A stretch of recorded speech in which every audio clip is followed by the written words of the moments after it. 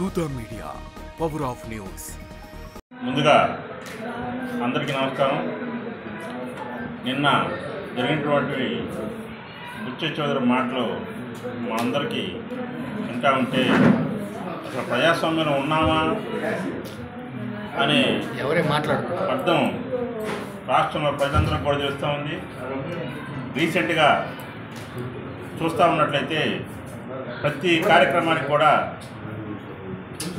జగన్మోహన్ రెడ్డి గారు పెట్టిన ప్రతి కార్యక్రమానికి కూడా జనాదరణ జనాకాశం చూసి ఓర్చుకోలేక ప్రజల్ని డైవర్ట్ చేయాలనే ఉద్దేశంతో బెదిరింపులు దిగాల,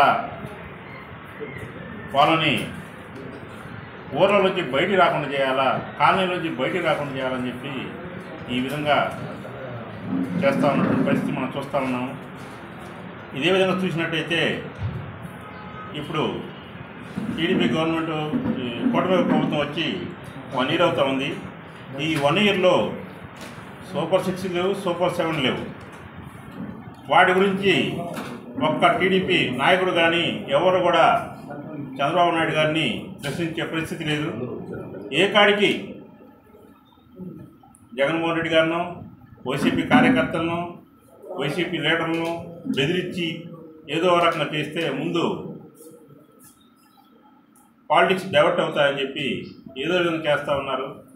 ఆ బుచ్చ చౌదరి ఎన్ని పార్టీలు మాట్లాడో, ఎన్టీఆర్ దగ్గర నుంచి లక్ష్మీపార్వతి దగ్గరికి, లక్ష్మీపార్వతి గారి దగ్గర నుంచి చంద్రబాబు నాయుడు గారి దగ్గరికి వచ్చినప్పుడే ఆయన అంతా చనిపోయాడు.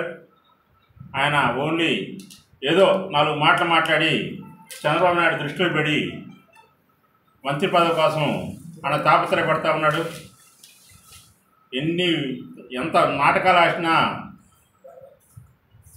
ఎంత భయపెట్టాలని చూసినా ప్రజలు రాబోయే ఎలక్షన్స్లో బుద్ధి చెప్తారని చెప్పి ఇంకా ఎలక్షన్స్ కూడా ఎప్పుడూ లేవు.